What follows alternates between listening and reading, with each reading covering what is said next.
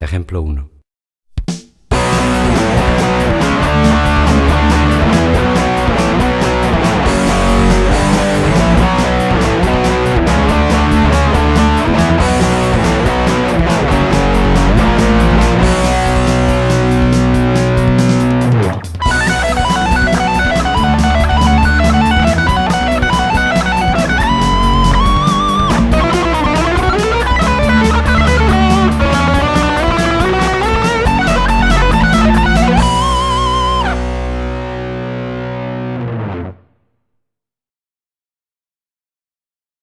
Acompañamiento.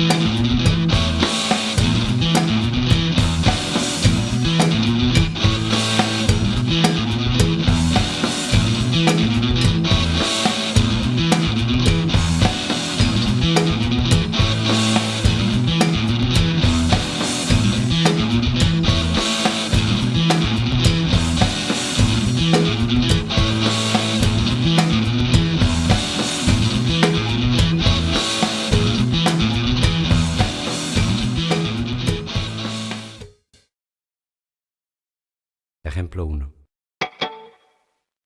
Ejemplo 2. Ejemplo 3.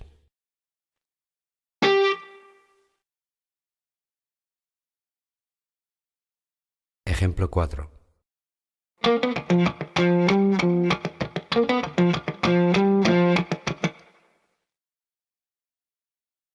Ejemplo 5.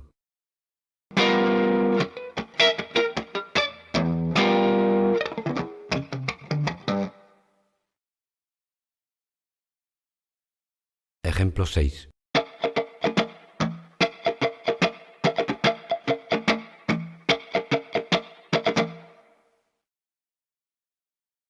Ejemplo 7.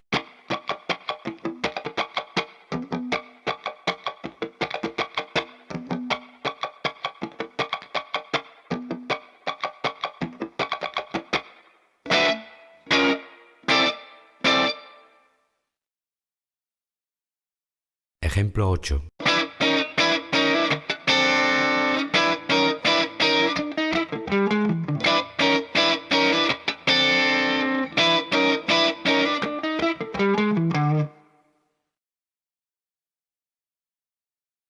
Ejemplo 9.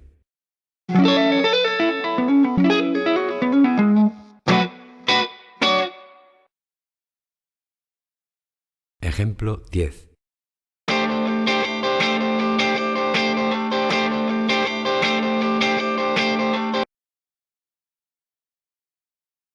Ejemplo 11.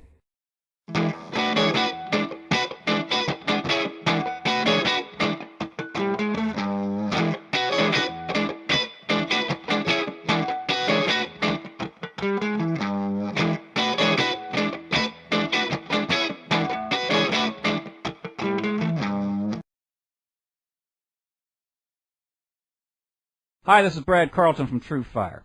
I'm going to demonstrate part 2 of string guarding written by Sonny Landreth.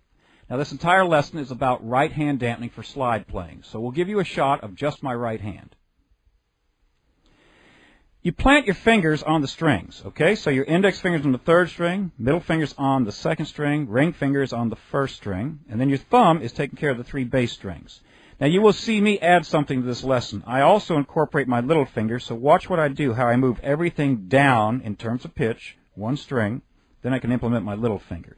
So you'll see me do that sometimes when I'm demonstrating slide lessons. And I also use this technique if I'm playing just electric guitar with overdrive with my fingers, because I can dampen strings. Okay, example 1 is simply an exercise playing each string, but making sure that you're clean.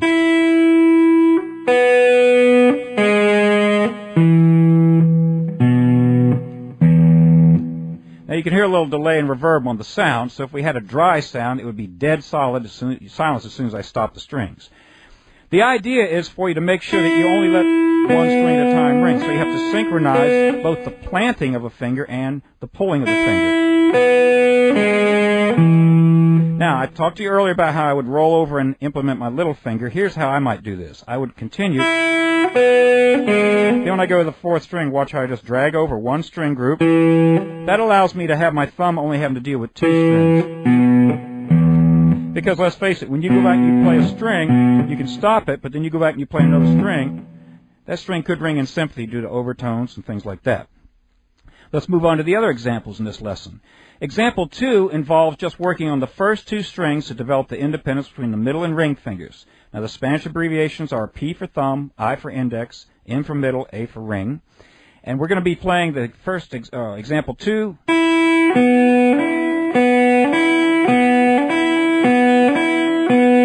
Just work on independence between those 2 fingers. Here's example 3. Example 4.